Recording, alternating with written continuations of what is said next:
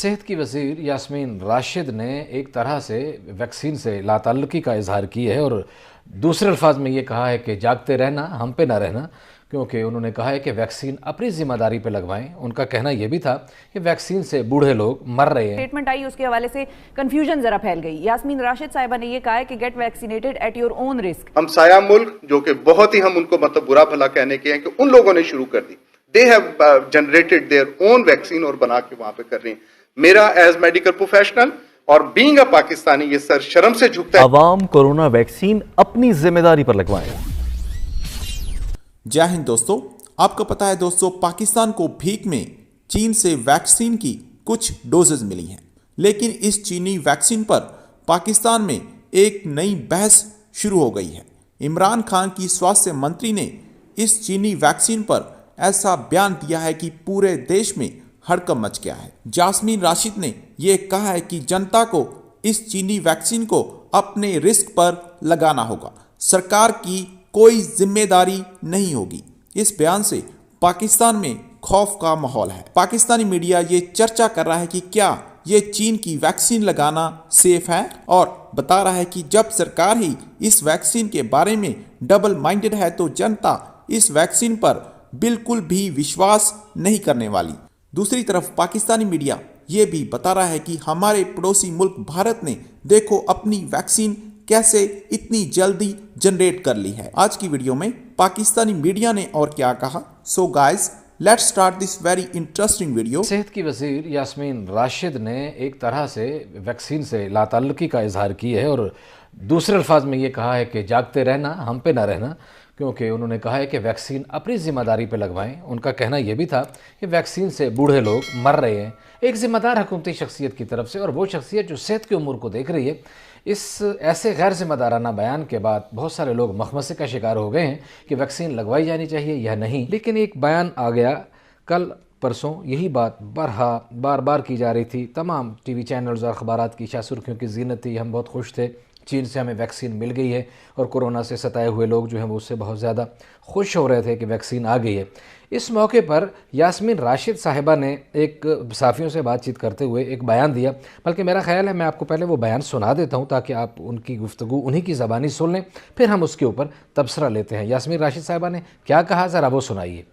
सबसे बड़ी ये बात है कि हर इंसान वैक्सीन अपनी जिम्मेवारी पे लगाएगा। वैक्सीन के साइड इफेक्ट्स हैं, वजह यह है कि ये ऑलरेडी ऑन रिकॉर्ड हैं कि जो बहुत ज़्यादा कमज़ोर लोग थे, बूढ़े लोग थे बाहर के मुल्कों में, उनको लगी, उनमें से कुछ की फौतीदगी हुई है। जी, वैक्सीन अपनी जिम्मेदारी पे लगवाएं, और बाहर के ममालिक में कुछ बुज़ुर्गों को वैक्सीन ये लगी है और उनकी फौतगियाँ हो गई हैं। अच्छा जी, अजीब सूरत हाल है पूरी दुनिया में।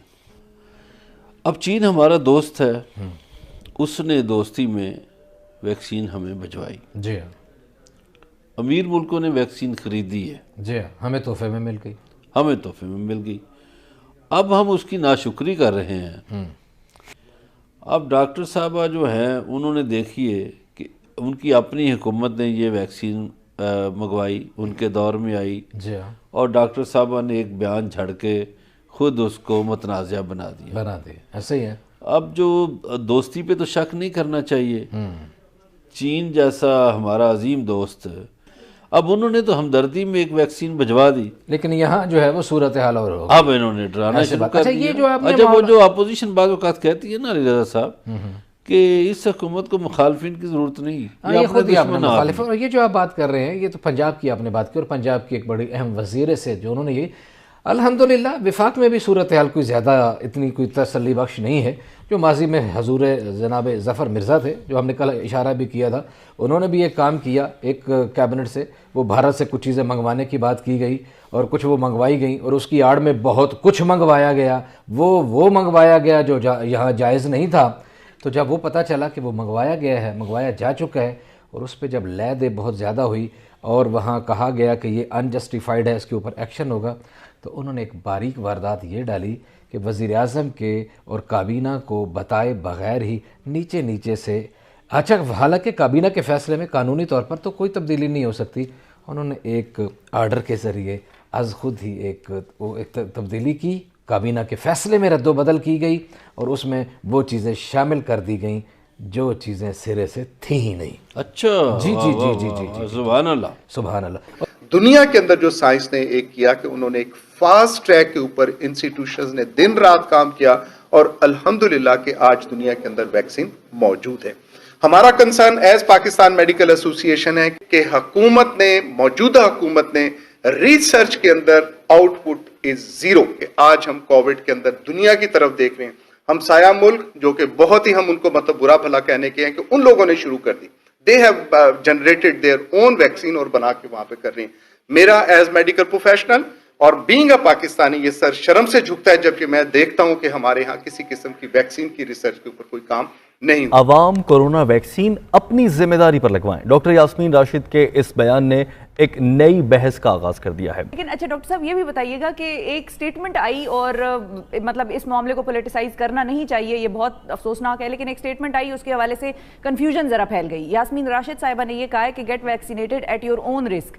तो इससे क्या मुराद है? मतलब कि हुकूमत जिम्मेदार नहीं होगी अगर उसके कोई साइड इफेक्ट्स हों, क्योंकि दवाइयों के साइड इफेक्ट्स इंसानों पर हो जाते हैं और ये एक नेचुरल सी बात है, चाहे आप कितना ही उसको मतलब कम मार्जिन उसका रखें। और बाकी ममालिक से भी रिपोर्ट हुए। बिल्कुल, तो एरर की गुंजाइश तो हर जगह रहती है, ये एक इंसानी प्रोसीजर है, इंसान ने तख्लीक किया तो उसमें तो गुंजाइश रहती है। तो ये यास्मीन राशिद साहिबा की स्टेटमेंट का क्या मतलब है?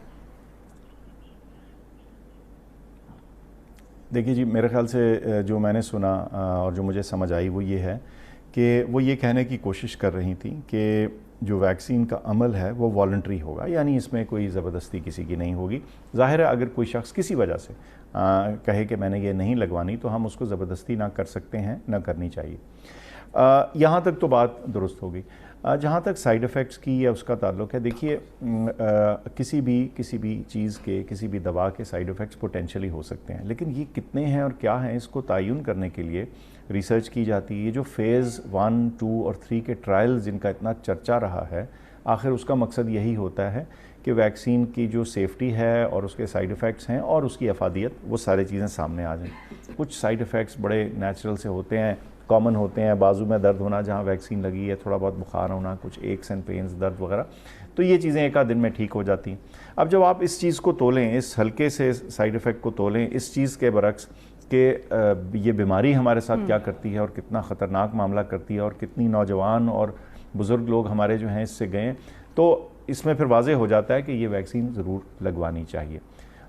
ये भी मैं आपके वसातत से बता दूं कि देखिए, जहाँ लाखों करोड़ों वैक्सीन लग रही हों वहाँ इंसिडेंटल दूसरे वाक़यात और चीज़ें भी होती रहती हैं। तो हमारे मीडिया जो है वो भी जब रिपोर्ट करेगा तो हमें थोड़ा इस सीरियसनेस को देखना होगा कि एक दो मुख्तलिफ अनरिलेटेड चीज़ों को ना जोड़ा जाए। तो डॉक्टर साहबा का स्टेटमेंट जो था वो मेरा ख्याल थोड़ा सा मिस इंटरप्रेट हुआ। उसका मकसद सिर्फ इतना था कि ये ज़बरदस्ती नहीं होगी,